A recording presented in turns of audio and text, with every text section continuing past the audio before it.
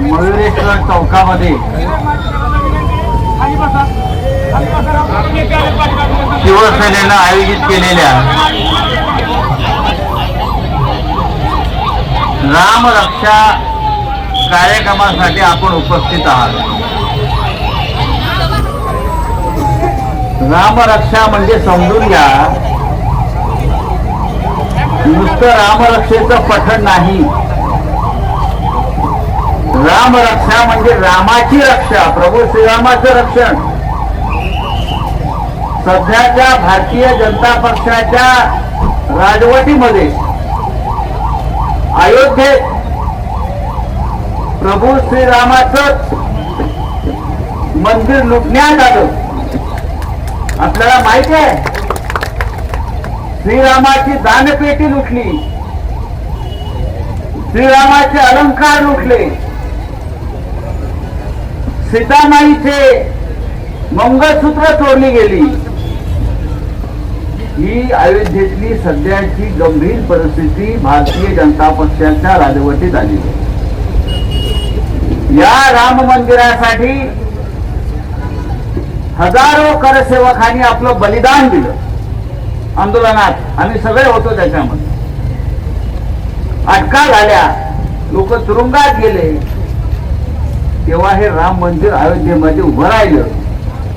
त्याचा ताबा नरेंद्र मोदींनी आणि त्यांच्या लोकांनी घेतला आणि 1400 कोटी रुपये गेल्या 2 वर्षात त्या मंदिरातून सीसीटीव्ही कॅमेरा लावलेले असताना लुटले. जनतेचा पैसा, आपला सगळ्यांच्या भाविकांचा पैसा. कोण चोर आहे? चौकीदार चोर है. लेकिन चौकीदार कौन है? चौकीदार का नाम बताओ. ज्या श्रीरामाने सत्ता दिली त्या श्रीरामाची लूट करताना ह्यांना लाज वाटत नाही. आणि आम्हाला हिंदुत्व शिकवतात की तुम्ही हिंदुत्व सोडलं, तुम्ही हिंदुत्व सोडलं. अरे तुम्ही राम मंदिर लुटलं, तुम्ही कसली हिंदुत्ववादी? आणि त्याच्यामुळे उद्धव ठाकरे साहेबांनी ठरवलं की महाराष्ट्रातल्या प्रत्येक जिल्ह्यात जाऊन राम रक्षा आंदोलन सुरू करायचं. हे नुसतं ते हनुमान चालीसा म्हणा, अमुक चालीसा म्हणा नाही. रामाचं रक्षण करणारे आम्ही खरे लोक आहोत. तुम्ही चोर आहात, तुम्ही लफंगे आहात, तुम्ही दरोडेखोर आहात. हे आंदोलन आहे, लक्षात घ्या. बारामतीमध्ये हे होतं, याला महत्व आहे. बारामतीमध्ये हे होतं, याला महत्व आहे, लक्षात घ्या. खरं म्हणजे आपण बारामतीतला इतर नेत्यांनाही बोलवायला पाहिजे होतं. जर तुम्ही आता आहेत ना ते भारतीय जनता पक्षाबरोबर सगळे, तुमचं कर्तव्य आहे आमच्या बरोबर ते उभं राहणं हिंदुत्व म्हणून, रामाच्या रक्षणासाठी. पण ते येणार नाही, ढोंगी आहेत. हे सगळे ढोंगी हिंदुत्ववादी आहेत. ते येणार नाही.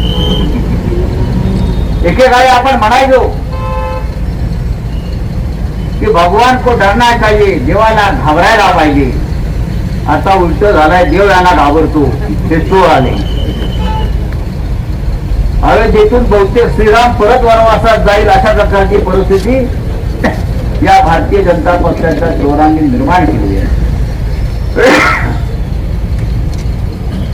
मुंबईमध्ये मोठं आंदोलन झालं राम रक्षा. आम्ही नागपूरला गेलो. राष्ट्रीय स्वयंसेवक संघाच्या मुख्य कार्यालयासमोर आम्ही आंदोलन केलं. हजारो लोक तिकडे जमले. पुण्यात, नाशिक आणि आता बारामतीमध्ये आपण करत आहोत. हे थांबता कामा नये. भाजपवाला दिसला की त्याची कॉलर पकडायची आणि त्याला विचारायचं रामाची दानपेटी कोणी लुटली. विचारा भाजपवाल्यांना. सीतामाईचं मंगळसूत्र कोणी चोरलं, तिचे अलंकार कोणी चोरले, उत्तर द्या म्हणावं. अरे मंदिरातली दानपेट्या लुटता तुम्ही. त्या मोदीच्या खात्यामध्ये 10,500 कोटी आहेत. मोदीच्या अकाउंट मध्ये, स्वतःच्या पीएम केअर फंड, खाजगी अकाउंट आहे सरकारचं. 10,500 कोटी. तरी राम मंदिराची दानपेटी लुटून 1400 कोटी रुपये बाहेर काढले. हे यांचं श्रद्धा, हे यांचं हिंदुत्व. तेव्हा बारामतीकरांनो, जागे व्हा आणि खरा राम कुठे आहे ते शोधा. खरा राम बाळासाहेब ठाकरेंनी उभा केला, अयोध्येत आंदोलन केलं. बाळासाहेब ठाकरे म्हणाले तेव्हा हे पळून गेले भाजपचे लोक. हिंदू हृदय झाल्यावर ना आम्ही नाही तोडलं, आम्ही नाही तोडलं.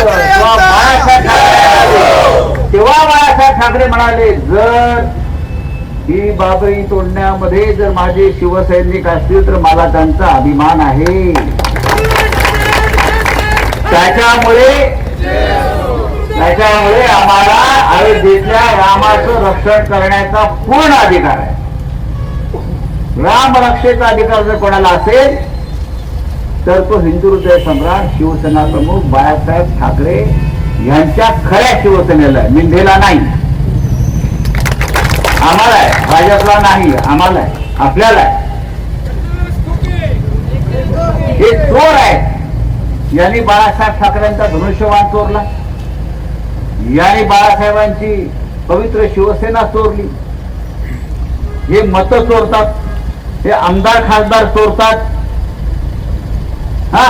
गली गली में शोर है, एकनाथ शिंदे चोर है. गली गली में शोर है, एकनाथ शिंदे चोर है. ही घोषणा गल्ली गल्लीत जायला पाहिजे. आज मी गेल्यावर परत थांबायचं नाही, कळलं? तेव्हा आपण आलात, रामाच्या नावानं आला, देवाच्या नावानं आला. त्याच्यामुळे या व्यासपीठावर कोणताही राजकीय कार्यक्रम नाही असं मी सांगितलं, कुठेही होत नाही. आपण रामाचं स्मरण करायचं आणि हे आंदोलन जे आहे बारामतीमध्ये, जिथे जिथे मंदिर आहेत, जिथे जिथे भाजपची कार्यालय आहेत, जिथे जिथे RSSची कार्यालय आहेत, त्या प्रत्येकाला जा विचारा, एवढंच सांगतो. आणि आपण पुढल्या कार्यक्रमाला सुरू करूया. जय हिंद, जय महाराष्ट्र.